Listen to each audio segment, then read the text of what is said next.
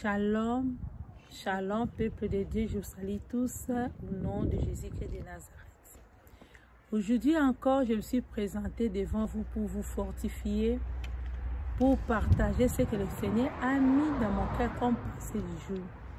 Aujourd'hui, le Seigneur nous a donné le verset de Job 28 qui dit la Bible. Puis il dit à l'homme: voici la crainte du Seigneur, c'est la sagesse, s'éloigner du mal, c'est l'intelligence. Job 28. On va partager sur la crainte et l'intelligence.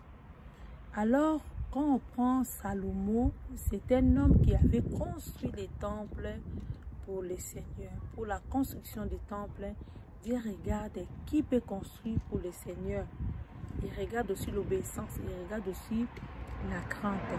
Pour David, il avait fait quelque chose qui n'aurait pas le Seigneur. Normalement, c'était David pour construire le temple du Seigneur.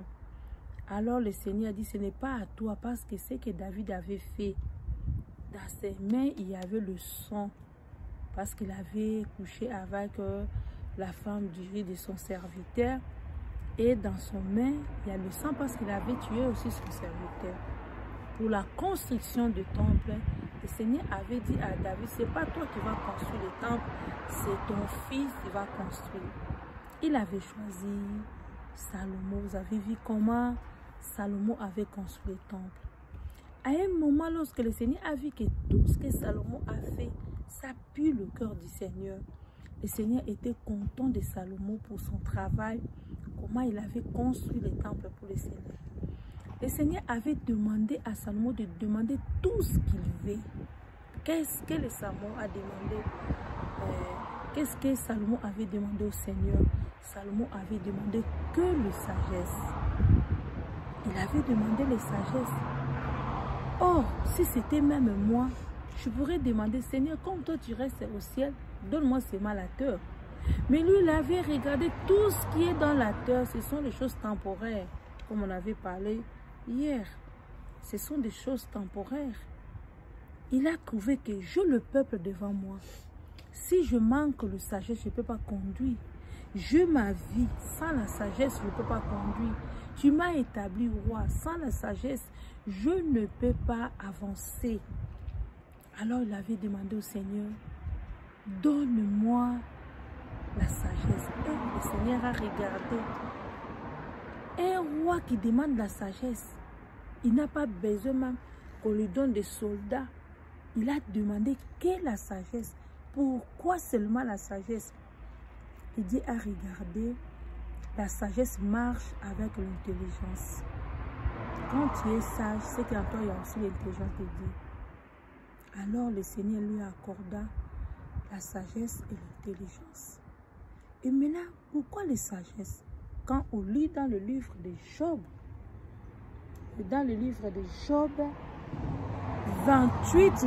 c'est lui qui nous a écrit, qui nous a détaillé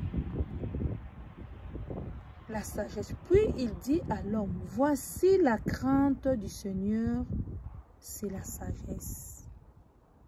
La crainte du Seigneur, la crainte du Seigneur, c'est le commencement. Dans le prophète, comme on dit, la crainte du Seigneur, c'est le début de la commencement de la sagesse. Et c'est s'éloigner du mal, c'est l'intelligence. Quand dans ta vie, tu arrives à séparer le bien et le mal, c'est que tu es intelligent. C'est comme ça. Quand dans ta vie, tu commences à craindre, tu commences à faire des choses bien, tu es obéissant à la parole, tu es obéissant à tout ce que le Seigneur te dit de faire, c'est que c'est le début de la sagesse. Alors Salomon était l'homme qui avait la crainte de Dieu. Il avait la crainte. Ce qu'il avait demandé, c'est donne-moi la crainte. Je ne peux pas travailler dans ton œuvre sans la crainte. Je ne peux pas avancer sans la crainte. Dieu regarde que la crainte aux chrétiens. Celui qui sonde le cœur le rend. Quand il t'appelle, il te laisse le temps d'entrer en crise avec la crainte et l'obéissance. Beaucoup dans la terre de vivants, Il a l'habitude d'aller à l'église, mais il ne contrôle pas leur âme. S'il avance ou s'il recule. Ils n'ont même pas le temps d'examiner leur âme. Or, le temps là que nous traversons, ce n'est pas le temps de blague. Nous traversons le temps méchant, le temps mauvais. Chacun de nous en âme et conscience. Il faut regarder dans ta vie chrétienne si tu avances, ou tu recules, ou tu es sur place. C'est lui qui sonde le cœur, le rein. Il ne regarde pas les manières dont les autres peuvent t'appeler. Tu peux dire que je suis chrétien. Tu peux dire que je suis un enfant de Dieu. Mais Dieu ne regarde pas ce que toi tu dis ou ce que les hommes disent pour toi. Le Seigneur regarde nos âmes. C'est lui qui sonde les âmes. Les gens peuvent t'acclamer aujourd'hui. Est-ce que le Seigneur aussi t'acclame? Les gens peuvent t'élever aujourd'hui. Est-ce que le Seigneur aussi t'élève? Les gens peuvent te témoigner aujourd'hui. Est-ce que le Seigneur aussi peut te témoigner comme il avait témoigné Job? Pose-toi des questions de conscience. Prenez encore des prises de conscience, bien-aimés, pour savoir que on est en Christ, pas en vain, pour un but qu'on est en Christ. Nous travaillons en Christ, pas pour l'intérêt de la terre, mais pour aller au royaume des cieux. C'est la crainte qui compte. C'est la sagesse. Quand tu n'es pas sage, un jour tu vas être surpris et le Seigneur te dira, je ne te connais pas. Ce ne sont pas ceux qui disent Seigneur, Seigneur, qui hériteront le royaume de ses bien-aimés, mais ceux qui font la volonté de mon Père. Ce n'est pas tout le monde qui peut crier, je suis en Christ, je suis chrétien. D'ailleurs, le nom de chrétien, ce n'est pas Christ qui nous a donné ces noms-là. Ce sont des païens. Il nous a vus, le monde nous a vus. Le monde a vu les disciples. Quand ils promenaient, ils parlaient en langue. Le Saint-Esprit, là, il parlait en langue. Il faisait des choses comme Christ. Ils ont cherché quel nom on peut l'appeler maintenant. Il fait les choses comme Christ. Le peuple d'Antioche, ils ont vu le comportement de Christ dans la vie des disciples. Ils ont vu le comportement. Comment ces peuples, ils peuvent travailler comme Christ? Comment ces peuples, ils font les choses comme Christ? Quel nom on peut les donner? C'est eux qui ont donné le nom des disciples parce qu'ils étaient comme Christ. Dit, on va l'appeler chrétien. C'est la première fois en Antioche qu'on a pris ce nom-là pour appeler les disciples des chrétiens. Et maintenant, nous portons ce nom des chrétiens. Cela veut dire que comme Christ, toi aussi tu appelles chrétien. Est-ce que ta vie est comme Christ? Tu es chrétien. Tu parles comme Christ. Tu es chrétien. Tu habites comme Christ. Tu es chrétien. Tu as la compassion comme Christ. Tu es chrétien. Est-ce que tu marches comme Christ? Tu es chrétien. En toi, on peut trouver aussi la crainte. Sans toutefois savoir que le diable travaille pour détruire les vrais. La crainte de l'Éternel, c'est le commencement de la sagesse. Un homme sage, c'est celui qui craint l'Éternel. Quand tu es sage, c'est qu'en toi on va trouver la crainte. Quand tu sais séparer le bien du mal, c'est que tu es intelligent. Tu es intelligent. Mais si tu n'arrives pas à séparer le péché et le bien, si tu n'arrives pas à séparer ce qui est vrai, ce qui est précieux, c'est que en toi il n'y a pas l'intelligence. Cette intelligence-là que le Seigneur donne, cette sagesse-là que le Seigneur donne pour bien marcher sur la terre de vivant, pour bien contrôler tes pas, pour bien organiser même ta vie. Dans ta maison, partout où tu pars, comment tu fais, quand tu es avec les autres, tu te manigances, comment tu fais les choses. Chose étonnante qu'aujourd'hui, on trouve que les dégâts dans l'église, on trouve que les choses qui n'honorent pas le Seigneur chez les enfants de Dieu. Où est la crainte? Où est la crainte? Quand tu as la crainte de l'Éternel, tu ne peux pas haïr les autres. Celui qui craint l'Éternel, il est obéissant. La Bible déclare que l'obéissance vaut mieux que le sacrifice. Est-ce que tu crains l'Éternel? Est-ce qu'en toi tu as la crainte? Parce que c'est la crainte qui va nous pousser à aller au ciel. C'est la crainte qui va te pousser à choisir le vrai et le bien.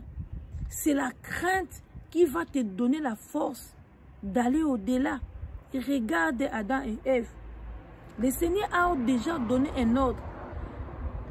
Il avait donné l'ordre de manger le fruit du jardin, sauf l'interdiction, c'était sauf quant au fruit de connaître le bien et le mal. Le Seigneur avait été interdit aux Adam et Ève de ne pas toucher. Et le Seigneur, chaque soir, il descend. Il a laissé maintenant le choix de l'homme. Le Seigneur aussi, quand on est dans la terre, il nous laisse le choix de faire tout ce que tu veux. Tout est permis, mais tout n'édifie pas. Maintenant, c'est à toi. L'arbre de vie est là. L'arbre de connaître le bien est là. Quand tu manges l'arbre de vie, c'est que tu as la crainte, tu as respecté la parole. Mais quand tu touches l'arbre de connaître le bien et le mal, c'est qu'il n'y a pas l'obéissance, il n'y a pas la crainte. Le Seigneur te laisse les choix, c'est à toi à prendre ou à laisser. Tu es libre dans la terre de faire tout ce que tu veux. Même si les gens t'acclament, même si les gens t'élèvent, tu es libre de tout, de faire tout ce que tu veux, tu es libre parce que tu vis dans la terre. Mais sache-le bien que après un jour, tu seras passé à la jugement dernier. Chacun de nous a des comptes à rendre. Pratiquez encore la crainte. Si tu veux être sage, mets la crainte à pratique. Tu vas prendre de la sagesse. Quand tu es sage, c'est l'esprit qui donne. La sagesse là, ça marche avec la crainte. L'esprit de Dieu, quand tu es sage, il va te montrer. Tu seras conduit par le Saint-Esprit de Dieu. Il sera ton maître. Parce que tu as la crainte. Tu ne peux pas faire les choses selon toi. Avant de faire des choses, il faut consulter la parole. Est-ce que ce que je fais, le Seigneur sera glorifié de moi? Et souvent, on ne pose pas de questions quand tu agis. Quand tu fais quelque chose, tu n'arrives pas à poser des questions. Est-ce que là, quand je fais ça, est-ce que le Seigneur sera glorifié? Quand j'insulte quelqu'un, est-ce que le Seigneur est glorifié parce que j'ai insulté quelqu'un? Quand je mens contre quelqu'un, quand je complote contre quelqu'un, est-ce que le Seigneur est d'accord quand tu fais des complots sataniques? Quand tu manigances quelque chose, est-ce que le Seigneur est content de toi? Pose-toi des questions, bien-aimé. Pose-toi des questions parce que le diable, il est là, il travaille pour détruire des saints. Mais toi, il a l'habitude, Seigneur, je pars à l'église. Est-ce que ma vie est comment? Est-ce que pourquoi je pars à l'église? Et pourquoi je prie? Et pourquoi je chante? Et pourquoi je fais ça? Est-ce que tu as déjà pris le temps d'examiner ton âme, d'examiner ta conduite pour savoir que si Christ présente aujourd'hui, là, si Christ vient maintenant là, est-ce que tu as l'accès pour aller avec lui? Est-ce que tu as des ailes pour être enlevé? Pose-toi des questions. Bien-aimé, je te dis vrai, le fait de dormir et de rêver, ce n'est pas l'habitude. Aujourd'hui, si tu rêves parce que le Seigneur t'a accordé la vie, tu ne sais pas demain si tu vas rêver. Aujourd'hui appartient à toi, mais demain appartient au Seigneur. Rachetez le temps car les jours sont mauvais. Consulte un peu la crainte. On va parler sur la crainte. Beaucoup des enfants de Dieu, il fait les choses comme ça la crainte. Le Seigneur, il néglige les gens parce que tu manques l'obéissance. Or, Christ était venu pour nous remettre la force de marcher avec la crainte. Tu ne peux pas dire que je suis un enfant de Dieu sans la crainte de l'Éternel. Quand tu dis que moi, je suis un enfant de Dieu, je crains l'Éternel, pourquoi il y a le commérage? Pourquoi là où on critique, toi aussi tu es dedans? Pourquoi là on complote pour quelqu'un, toi aussi tu es dedans? Regarde un peu ton cœur, sonne un peu le cœur. La jalousie là. Tu peux tuer quelqu'un à cause de la jalousie. Où est la crainte? Tu es à l'église mais tu jalouses l'autre. Où est la crainte? Tu acceptes quand quelqu'un est négligé. Quand on incite quelqu'un, tu acclames, tu es content parce que l'autre souffre. Où est la crainte? Quand l'autre est détruit, toi tu es content, tu es ravi. Voilà, qu'est-ce que... Où est la crainte? Où est la crainte? Où est ta crainte? Comment tu vas se présenter? Jésus-Christ nous a montré la crainte, non? Il était venu avec compassion. Il avait compassion des âmes pour récupérer les brebis perdues d'Israël. Il était là pour recueillir tout le monde. Il a montré son amour. Comment tu peux dire que je suis un enfant de Dieu? Tu fais le mal à quelqu'un, tu te sens à l'aise. Ah! Pose-toi des questions. Est-ce que tu es vrai ou tu es faux? Quelqu'un qui a la crainte, il ne peut pas supporter. L'autre est détruit, lui, il est content. Comment quelqu'un, il a la crainte de l'Éternel, il dit que je suis un enfant de Dieu, d'entrer, d'insulter les autres, de comploter. C'est le temps, bien-aimé, Christ a accordé le temps de contrôler toutes choses. Il a vu à Salomon, il a demandé quelque chose qui était capital. Le Seigneur était content quand quelqu'un demande la sagesse. Quand tu manques la sagesse dans cette terre bien-aimée, tu vas faire du n'importe quoi. C'est Dieu qui donne la sagesse. C'est Dieu qui donne l'intelligence. Je ne parle pas de sagesse là que vous prenez à l'école, non. Il y a d'autres personnes qui ne sont pas assis même dans le banc de l'école. Mais ils sont sages. Quand ils parlent, tu vas attendre la sagesse de Dieu. Regardez Salomon devant des femmes prostituées. L'autre, il avait dormi sur son enfant. Et la nuit, quand l'autre est dormi, il a pris l'enfant pour faire l'échange. Et le matin, il s'est présenté parce que l'autre, son enfant était mort. Il voulait changer l'enfant d'autrui. Oh, c'est mon enfant, c'est mon enfant. Il y avait des disputes. Le dé s'est présenté devant le juge Salomon pour juger les choses. Alors Salomon, il a pris le temps de l'écouter pour savoir qui a dit la vérité. L'autre là, non, c'est mon enfant, son enfant est mort, mais maintenant il veut prendre mon enfant. Non, non, non, non, non, roi. L'autre dit, c'est mon enfant. Je connais mon enfant quand j'ai mis mon enfant au monde. Quand je dormais pendant la nuit, lui est venu pour changer mon enfant. L'autre dit, non, non, non. Salomon a dit, si c'est comme ça, donne-moi l'enfant. Je vais diviser l'enfant à deux parties. Et l'autre, elle a dit, oui, oui, c'est ça. Si c'est comme ça, il faut diviser l'enfant. Tout le deux va se perdre. Tout le deux. Les problèmes de tous les deux. Mais les salis, ce n'est pas tous les deux. Dans les combats, ce n'est pas tous les deux qui gagnent. Dans la marche chrétienne, ce n'est pas le deux, c'est l'individualité. Comment tu veux dire que tous les deux qu'on perde? Pourquoi tu veux que l'autre perde parce que toi tu es perdu? Tu veux l'échec des autres parce que toi tu es en échec. Comme tu as échoué, tu veux aussi les autres échouent comme toi. Ce n'est pas le christianisme. Ce n'est pas la crainte. Parce que tu es perdu, tu veux aussi les autres qui perdent comme toi. Oh non, tous les deux, il faut couper l'enfant, donne le couteau, il faut couper l'enfant. Tous les deux, on va perdre l'enfant. Ça, c'est la jalousie. Comme ta vie est échouée, tu manigances aussi pour l'autre aussi, échoue comme toi. Alors, Salomon était l'homme sage. Lui, il a regardé la parole, comme on dit que on connaît nommé par la parole. On te connaît quand tu parles. On sait ce que tu dis, ce n'est pas vrai. On sait même si on dit rien. On sait que tu manigances. On sait que tu es menteur. Même si tu cherches le moyen de manigancer des choses. Quand tu parles, quand on te pose des questions, quand on pose beaucoup de questions, on sait que c'est le mensonge. Tu es tranquille quand tu mens. Tu es tranquille quand tu mens. Tu sais que tu mens, mais tu es tranquille, tu es à l'aise. Mais au fond du cœur, tu sais que je mentis. Où est la crainte? Alors Salomon a dit, donne-moi les couteaux, je vais couper les enfants à deux.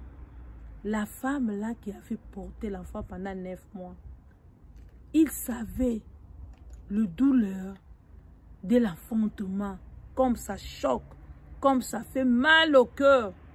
Il dit non, non le roi, tu ne peux pas tuer l'enfant. Donne-la. Donne-la. C'est ça la sagesse que la femme a jouée. Au moins que je le regarde même de loin, mais qu'il est en vie. Je ne peux pas le perdre, mon enfant. Donne-la comme il a pressé de le prendre. Moi, je la laisse à elle. Donne-la, Seigneur. que je le vois à loin. La femme dit, pas question, moi aussi je ne les prends pas, oh, il faut le tuer, tout le monde va les perdre. Le problème des deux, ce n'est pas la vie chrétienne, les deux non. Les salis est individuel, ni mari, ni femme, ni des enfants. On ne ménage pas nos vies en Christ. Chacun vit en Christ selon son âme. Chacun sait comment il fait les choses devant Christ. Alors, Salomon a bien discerné à travers la parole de les deux femmes. Il a dit, non, non, non, toi tu es menteur. Cet enfant appartient à l'autre là qui avait dit, donne-la. Et tout le monde était étonné dans cette ville pour la sagesse de Salomon. Regarde ce que Salomon avait demandé. Si tu n'es pas sage, tu ne peux pas juger les autres. Si tu n'es pas intelligent, tu vas passer outre. Mais quand tu es sage, tu vas savoir que ça c'est le vrai, ça c'est le faux. C'est ça que le Seigneur nous donne. C'est ça que l'Esprit qui nous donne. Comme dit toujours, j'aime ça.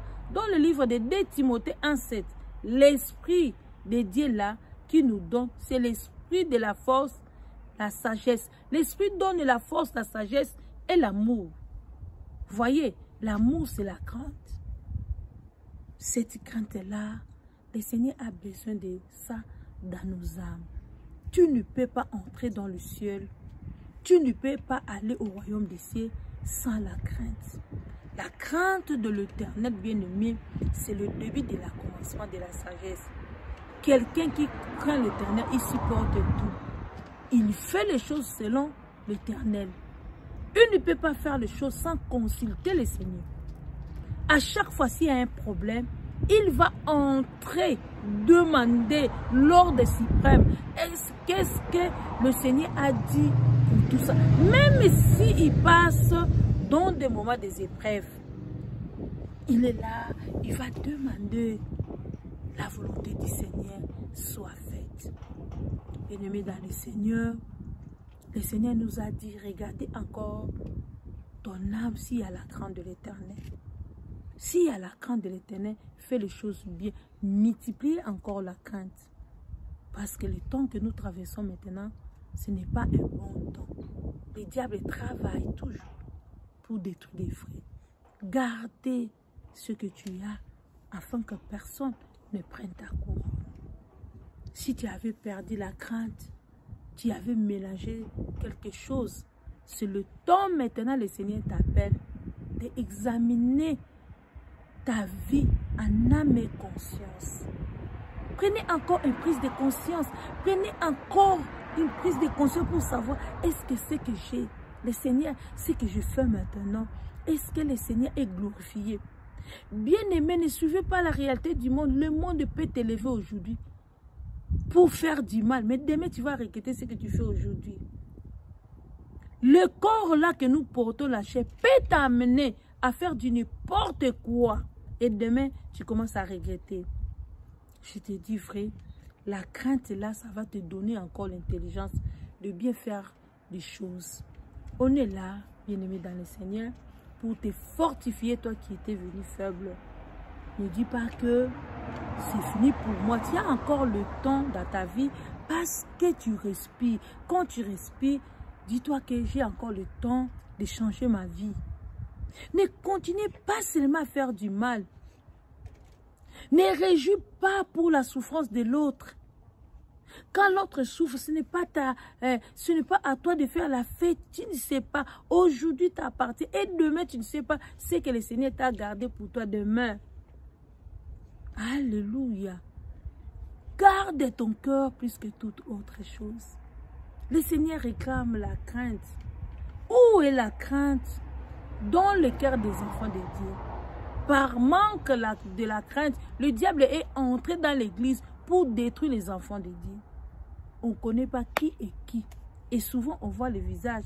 Mais c'est lui qui voit les cœurs. Il nous a fait tuer les oreilles pour savoir. L'homme, il faut connaître d'abord le Seigneur. Mets ta crainte. La crainte là, quand tu commences à obéir, tu vois que tu vas monter des étapes. Même les choses, tu n'arrives pas. Le Seigneur va te donner d'une manière, d'une autre. Soyez riches, ma bénie en Jésus-Christ. On est là pour vous parler. On est là pour vous remonter. La parole qui est remontique, ce n'est que la parole du Seigneur. La parole qui donne la force. On est là pour exhorter les uns les autres. Quand tu vas écouter cette vidéo, prends aussi le temps de partager pour l'autre. C'est le temps de parler de Jésus. C'est le temps d'évangéliser. Là où le diable travaille, il faut aussi les enfants de Dieu travaillent. On est là pour la mission que le Seigneur nous a confiée, aller de toutes les nations. Je manque les transports pour aller là-bas, mais à travers ces vidéos, tout le monde peut aussi me voir. Abonnez-vous sur ma chaîne, aimez Senga TV, likez. Quand tu likes, c'est que tu participes aussi. Voyez, partagez ça. Partagez, likez, commentez si ça j'ai commenté. Et surtout, je vous demande plus de partager pour quelqu'un d'autre. Si chaque fois on va faire des vidéos pour exhorter le peuple de Dieu, on va commencer à parler de verset à verset. Demain encore, je vais prendre une autre verset, après je pars. Demain encore, peu à peu, toi aussi quand tu écoutes ça, prends le temps de lire ça bien, Job 28, 28. Pourquoi le Seigneur a besoin de la crainte? Faute du temps, on ne peut pas commencer à parler. Le peu que le Seigneur nous a donné, j'ai la foi que quand tu vas écouter ça, le Saint-Esprit va te toucher. Le Saint-Esprit va te toucher. Et puis, tu vas comprendre qu'est-ce que le Seigneur veut de toi. Soyez riche, ma bénie en Jésus-Christ. Je vous aime tant. J'ai dit, soyez bénis, soyez bénis, soyez bénis, soyez bénis. À plus tard, on va encore annoncer ce que le Seigneur va nous accorder au nom de Jésus. Que j'ai dit bye bye. Paix et grâce, merci.